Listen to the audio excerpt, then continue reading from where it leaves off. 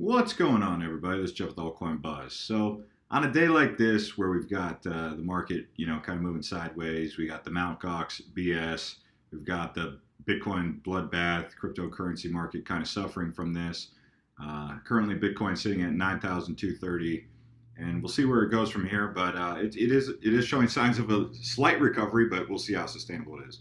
So, on a day like this, we're going to make a video talking about fintech, financial technology, and the evolution of precious metals into paper money and into what we have today, virtual currencies, through the adoption of credit cards that kind of ushered in this era of blockchain technology. So let's kick it right off. But before we do, I'd like to let you know you can keep up with our podcast channel here on the right-hand side where it says featured channels. You just click right here. You can subscribe there. And also Altcoin Buzz Ladies, you subscribe right here. Both growing communities. It's not just Jeff over there. It's a whole bunch of different people doing a great job for us and putting out news and growing every single day with you all. So Altcoin Buzz Podcast, Altcoin Buzz Ladies, let's kick this right off. Fintech. So what is fintech? Fintech is a portmanteau of financial technology that describes an emerging financial services sector in the 21st century. Originally, the term applied to technology applied to the back end of established consumer and trade financial institutions. Since the end of the first decade of the 21st century, the term has expanded to include any technological innovation in the financial sector, including innovations in financial literacy and education, retail banking, investment, and even cryptocurrencies like Bitcoin. So if you hear the term fintech, that means financial technology. You can check this out on Investopedia if you want to know more. I recommend this resource for discovering more about the term fintech. You'll hear that a lot, especially as you start to invest more and more into cryptocurrency and other virtual currencies.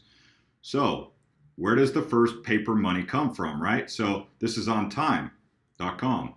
Top 10 things you didn't know about money. The first paper money. So paper bills were first used by the Chinese, who started carrying folding money during the Tang Dynasty AD 618 through 907, mostly in the form of privately issued bills or credit or exchange notes, also known as promissory notes, right? And used it for more than 500 years before the practice began to catch on in Europe in the 17th century. So the Chinese were the first ones to start using paper money long before the Europeans, the West, were ever using it in the 17th century. While it took another country or two for paper money to spread to the rest of the world, China was already going through a fairly advanced financial crisis. The production of paper notes had grown until their value plummeted. So that's when paper money was first introduced. And you'll see you've seen collectors collect coins from hundreds of years ago, right? You've got gold coins from the Spanish Armada that you can still find in the Atlantic Ocean. Here's something that I'd like to talk about, the gold rush of 1849. For all you San Francisco 49er fans, you might already know this, but for those of you who don't know why the San Francisco 49ers are called the 49ers, well, here's your reason. The 1849 gold rush. The discovery of gold nuggets in the Sacramento Valley in early 1848 sparked the gold rush, arguably one of the most significant events to shape American history during the first half of the 19th century. As news spread of the discovery, thousands of prospective gold miners traveled by sea or over land to San Francisco and the surrounding areas.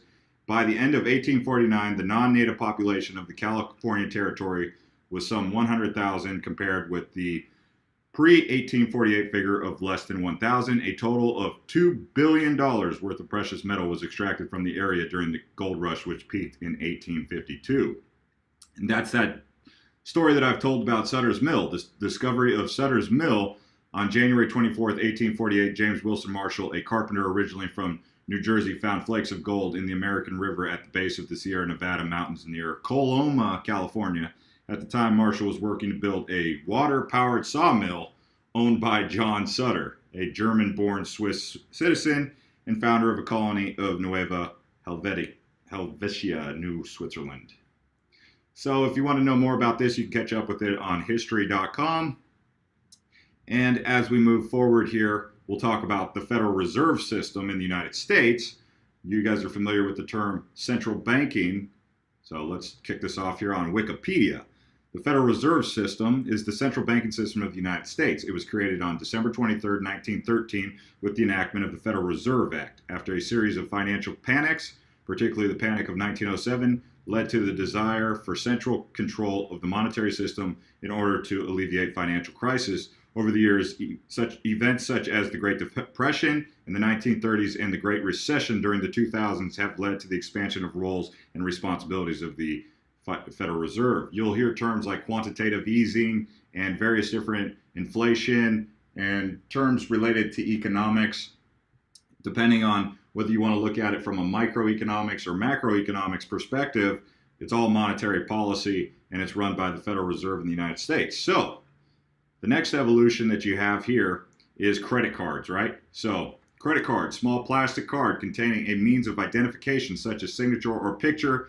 The authorities authorizes the person named on it to charge goods or services to an account for which the cardholder is billed periodically. So debit cards, credit cards, you know about these, you know about that technology because many of you use it right now. The use of credit cards originated in the United States during the 1920s when individual firms such as oil companies and hotel chains began issuing them to customers for purchases made at company outlets. The first universal credit card, which could be used at a variety of establishments, was introduced by the Diners Club in 1950. Another major card of this type, known as a travel and entertainment card, was established by the American Express Company in 1858. Under the system, the credit card company charges its cardholders an annual fee and bills them on a periodic basis, usually monthly. All right. So you can see how the technology of currency has always gone, right? There's always this advancement in Fintech.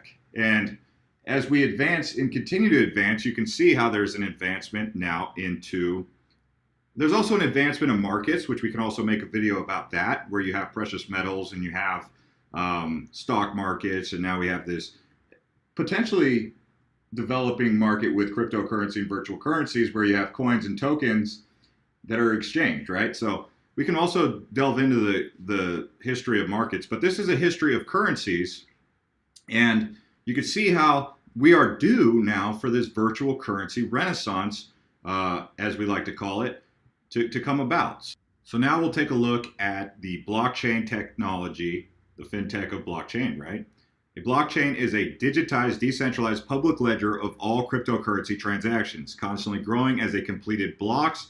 The most recent transactions are recorded and added to it in a chronological order. It allows market participants to keep track of digital currency transactions without central record keeping. Each node, a computer connected to the network, gets a copy of the blockchain, which is downloaded automatically. Originally developed as the accounting method for a virtual currency, Bitcoin, blockchains which use what's known as distributed ledger technology, so DLT is distributed ledger technology, if you ever hear that, are appearing in a variety of commercial applications today. Currently, the technology is primarily used to verify transactions within digital currencies though it is possible to digitize code and insert practically any document into the blockchain. So this is how you have blockchains now being used for tokens. Doing so creates an indelible record that cannot be changed. Furthermore, the record's authenticity can be verified by the entire community using the blockchain instead of a single centralized authority. Blockchain itself basically is encryption, or it uses encryption, which is where the term crypto comes from. So encrypted is short, or crypto is short for encrypted. And if we just look at the market as a whole, you can see how this market has come together using the technology of blockchain.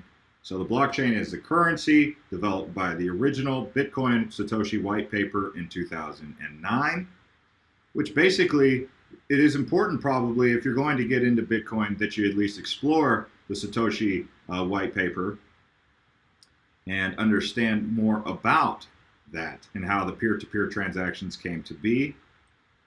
So you have all this on here. You have the developers, business individuals, fraud protection, participate, innovation. And yeah, if we just go through this, I would like to see on the website where it has the white paper, but it appears as though it's not readily made available here.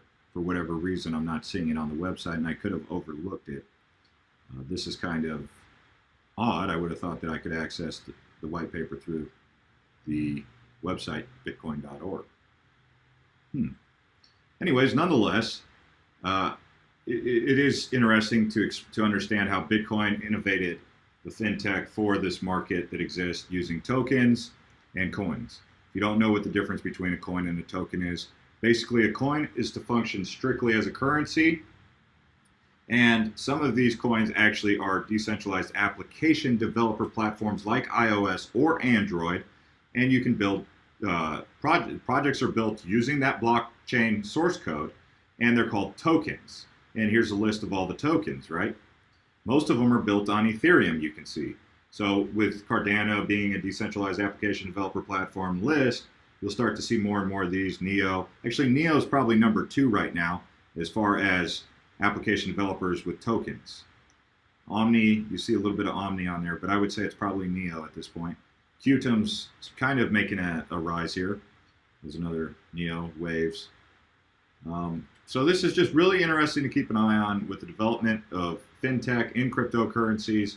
It's all the way back in time to back before we had, even if you look at prehistoric times, you know, there was times where currency was exchanged in shells or stuff like that. And the history does go beyond paper money and coins from the Chinese. I mean, there was always a trade and barter system in pretty much every culture that we've seen.